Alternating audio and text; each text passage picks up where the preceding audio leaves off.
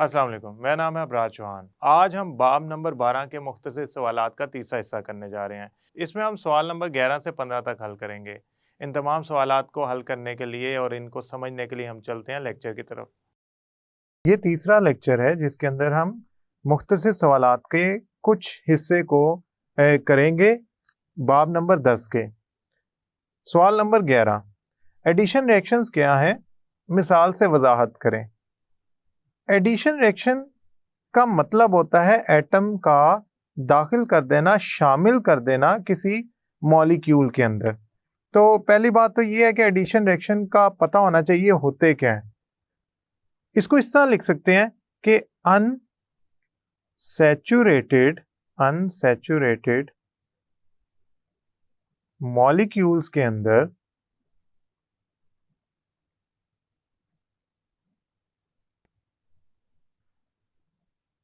Regents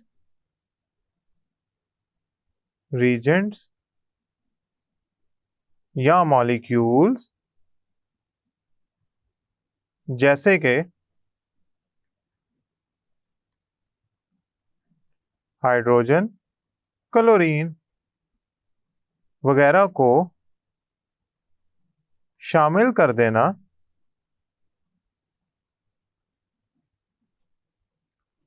addition reaction कहलाता है। इससे होता क्या है? इससे डबल बॉन्ड जो होता है ना, वो तब्दील हो जाता है सिंगल बॉन्ड में, क्योंकि उससे जो कमी होती है एटम की वो पूरी हो जाती है, क्योंकि नया रीजेंट या मॉलिक्यूल उसमें घुस के बैठ जाता है। मिसाल के तौर पे हम अगर लेते हैं ईथीन में पहले दो हाइड्रोजन कार्बन से जुड़े होते हैं और दरमियान में होता है डबल बॉन्ड। आप अगर इसका एक्वस सोल्यूशन ब्रोमीन से रिएक्शन कराते हैं तो ब्रोमीन के दो एटम क्या करते क्या है, वो ये जो डबल बॉन्ड है ना, ये टूटता है तो उससे दो कार्बन के पास दो खाली जगहें पैदा होती हैं। ये दो ब्रोमीन के एटम वहां घुस के बैठ जाते हैं या उसमें शामिल हो जाते हैं। अब ये बन गया है, पहले ये क्या था? Ethene unsaturated. अब ये किस में तब्दील हो गया? पहले डबल बॉन्ड था, अब ये तब्दील हो गया सिंगल बॉन्ड के अंदर। और हुआ क्या है? ये एक रीजेंट ईथीन के अंदर जमा हो गया, शामिल हो गया, दाखिल हो गया। और ये जो नया मॉलिक्यूल बना है ये एक है, दो के मिलने से एक नई चीज बनी है। ऐसे रिएक्शन को एडिशन रिएक्शन कहेंगे। और एडिशन रिएक्शन में ये डबल बॉन्ड से सिंगल बॉन्ड की तरफ चला जाता है, सैचुरेट। उसकी वजह क्या है? ये ज्यादा काबिल इस्तेकाम मॉलिक्यूल है, इसमें ज्यादा इस्तेकाम होता है, तो इनकी कोशिश होती है अनसैचुरेटेड मॉलिक्यूल की कि उनमें जो खाली जगह वो पूरी कर लें। ये आप यूं समझ लें एक फितरत है कि डबल बॉन्ड, ट्रिपल बॉन्ड की कोशिश है कि वो एडिशन रिएक्शन करके अपनी खाली जगह या अपने बॉन्ड को ट्रिपल से सिंगल में तब्दील कर लें, कुछ मॉलिक्यूल या रीजेंट्स को अपने अंदर शामिल करके। तो ये एडिशन रिएक्शन की मिसाल है। आप इधर ट्रिपल बॉन्ड की भी दे सकते हैं, चूंकि एक मिसाल का कहा गया लिहाजा मैंने आपको ये एक्वस सॉल्यूशन ब्रोमीन की ईथीन के साथ रिएक्शन की मिसाल दी है। अब हम चलते हैं आगे। देखिए, हमसे पूछा जा रहा है कि जवाज पेश करें, रीजन बताएं। किस बात की? कि अल्केन्स तबादले वाले रिएक्शन करते हैं, यानी कि सब्स्टिट्यूशन रिएक्शन करते हैं। ये सब्स्टिट्यूशन का लफ्ज है। देखें, इसकी तो एक बड़ी सादी सी बात है और सादा सा जवाब है, सादा सा जवाब है। क्या? कि जो अल्केन्स होते हैं ना, अल्केन्स ये असल में सैचुरेटेड होते हैं,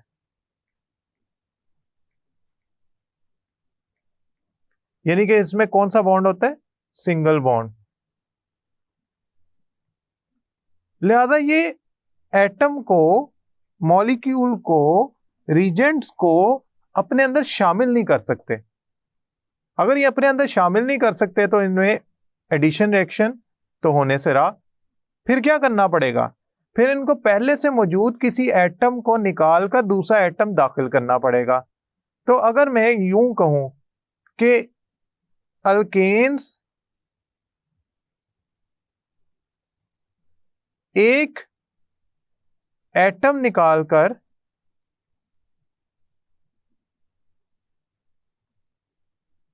उसका दूसरे एटम से तबादला कर लेते हैं, तो इसमें कोई मुजायका नहीं, कोई दूसरी राय नहीं।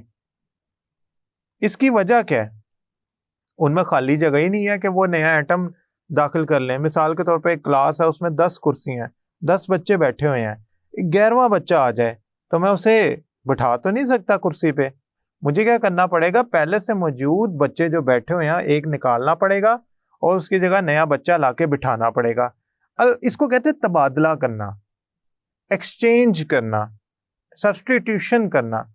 मैं अब आपको इसकी मिसाल देता हूं। आपके पास है मीथेन। मीथेन में होते हैं 4 हाइड्रोजन कार्बन के साथ जुड़े हुए। अब होता क्या है कि जब ये क्लोरीन से रिएक्शन करता है मध्यम रोशनी में, यहां लिख देता हूं मध्यम रोशनी, तो इसमें तबादला होता है एटम का। कैसे भला? देखें, ये क्लोरीन इस हाइड्रोजन की जगह जाके जुड़ जाता है। क्या बना भला? देखते हैं। CH3 यानी कि 3 हाइड्रोजन, और इसकी जगह यहां पे जुड़ गया क्लोरीन। वो जो हाइड्रोजन निकला है वो दूसरे क्लोरीन को पकड़ के उसके साथ हाइड्रोजन क्लोराइड बना लेगा। हुआ क्या है? हमने क्लोरीन को हाइड्रोजन से तबादला करवा दिया, तो हम इसे कहेंगे कि ये तबादले का रिएक्शन है। ये क्यों तबादला हुआ है? क्योंकि देखें, कार्बन के सारे सिंगल बॉन्ड है, कोई उसका डबल बॉन्ड नहीं है कि क्लोरीन जाके जमा हो जाए, उसमें ऐड हो जाए, उसमें एडिशन रिएक्शन कर ले, उसमें शामिल हो जाए। लिहाजा ये एक तबादले का रिएक्शन है। याद रखिएगा, ये मीथेन है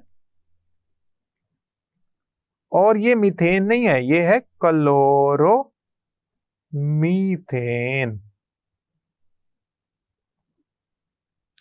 अब हम चलते हैं 13वें सवाल की तरफ। देखें, अब 13वां सवाल ये है कि अल्कीन और अल्काइंस में फर्क वाज़ेह करें। हालांकि दोनों हाइड्रोकार्बन हैं, इसके बावजूद आप इनमें फर्क समझते हैं, सबसे अहम फर्क वो बयान करें। देखें, अल्कीन्स और अल्काइंस ये दोनों हाइड्रोकार्बन है, ये इनमें ममासलत है, ये इनमें एक जैसी चीज है। लेकिन फर्क पता क्या है? अल्कीन्स के अंदर डबल बॉन्ड होता है कार्बन और कार्बन के दरमियान। ठीक है, कार्बन और कार्बन के दरमियान डबल बॉन्ड होता है।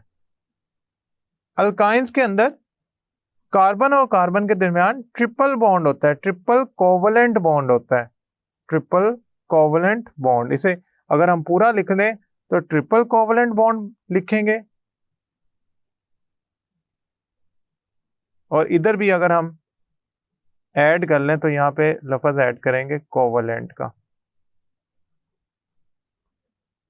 और उसमें कार्बन और कार्बन के दरमियान 3 बॉन्ड होते हैं। ये सबसे बड़ा और वाज़ेह फर्क है, सबसे बड़ा और वाज़ेह फर्क है कि कार्बन और कार्बन के दरमियान अगर तो डबल बॉन्ड हो तो वो अल्कीन है, कार्बन और कार्बन के दरमियान अगर तो ट्रिपल बॉन्ड हो तो वो अल्काइन है। इसके अलावा जो एक और फर्क है अल्कीन और अल्काइन के दरमियान, वो ये है कि अल्कीन का जनरल फार्मूला होता है CnH2n, और जो अल्काइन का जनरल फार्मूला होता है वो होता है CnH2n-2। अल्कीन्स KMnO4 से रिएक्शन करके, अल्कीन्स में अगर मैं ऐसा करता हूं, ईथीन ही ले लेता हूं। अल्कीन में जो ईथीन है वो KMnO4 से रिएक्शन करके बनाएगी ग्लाइऑक्सल, ग्लाइकोल।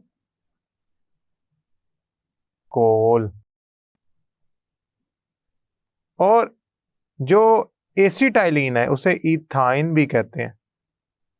इथीन और इथाइन में फर्क ये है कि इथीन में कार्बन डबल बॉन्ड के साथ कार्बन से जुड़ा होता है और इथाइन में कार्बन ट्रिपल बॉन्ड कार्बन से जुड़ा होता है। ये KMnO4 के सोल्यूशन, एक्वस सोल्यूशन यानी कि वाटर इसमें मौजूद होगा रिएक्शन में, दोनों में मिलकर ऑक्सालिक एसिड बनाएगी। ये हो गया इनके मेंबर्स के दरमियान खास फर्क। ये जो मैंने आखिरी फर्क लिखा है ये इनके मेंबर के दरमियान है। लेकिन अगर आप यूं कहें कि इनमें दोनों में सबसे वाज़ेह फर्क क्या है, तो अल्कीन और अल्काइन जो होते हैं ना, उनमें कोवलेंट बॉन्ड की किस्म का फर्क होता है। ऊपर वाले में कोवलेंट का डबल बॉन्ड होता है यानी कि अल्कीन में, और दूसरी तरफ अल्काइंस में जो कोवलेंट बॉन्ड की किस्म है वो मुख्तलिफ होती है, वो होती है ट्रिपल कोवलेंट बॉन्ड। इनमें एक और ममासलत है कि ये दोनों अनसैचुरेटेड है, ये दोनों अनसैचुरेटेड है। तो ये अनसैचुरेटेड होने का मतलब ये है कि दोनों एडिशन रिएक्शन करेंगे। तो इनमें कुछ ममासलत भी है और इनमें कुछ ऐसी बातें भी हैं जो बहुत बड़े फर्क हैं, जैसे कि डबल और ट्रिपल बॉन्ड का।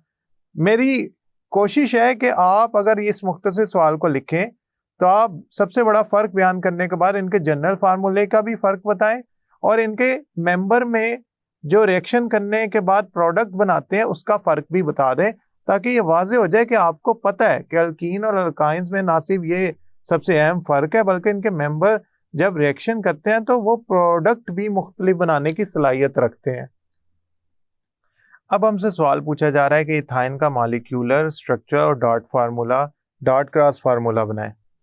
देखिए, पहले तो ये बात है कि इथाइन का मुझे पता हो ये है क्या। इथाइन असल में CH ट्रिपल बॉन्ड CH को कहते हैं, यानी कि ना ये कार्बन कार्बन में 3 बॉन्ड होते हैं और 2 कार्बन से मिलकर बना हुआ ये मॉलिक्यूल होता है। इसका अगर मैं मॉलिक्यूलर फार्मूला लिखूं तो वो कुछ बनेगा इस तरह C2H2।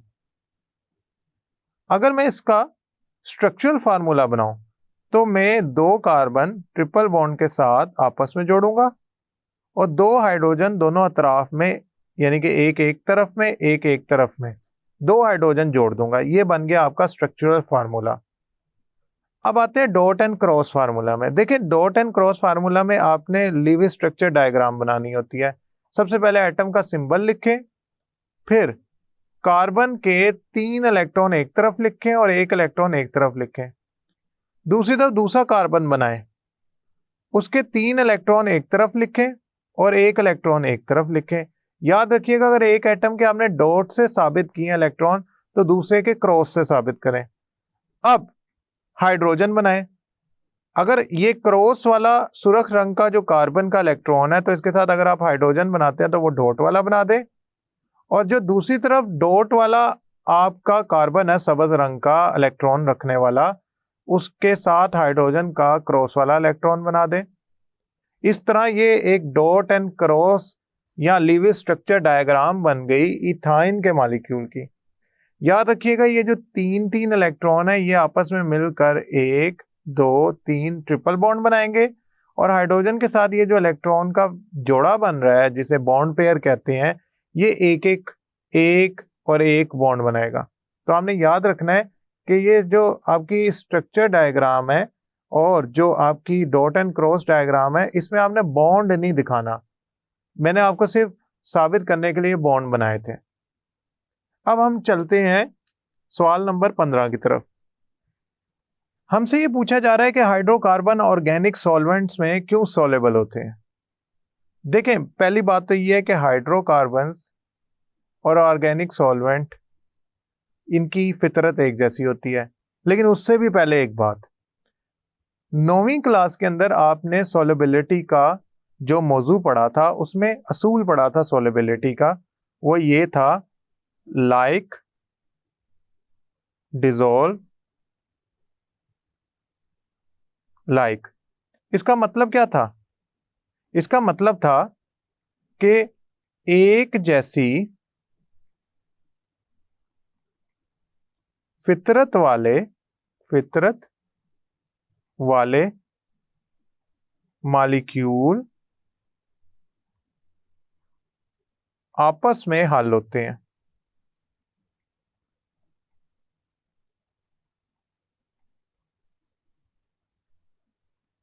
मैं अब आपको इसको समझाता हूं। आप यूं समझे, पोलर में हल होगा और नॉन पोलर में हल होगा।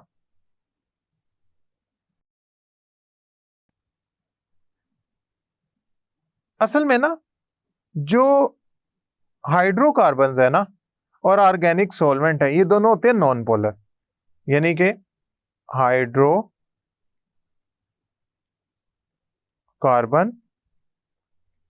और ऑर्गेनिक सॉल्वेंट्स दोनों नॉन पोलर होते हैं, लिहाजा एक दूसरे में आसानी से हल हो जाते हैं।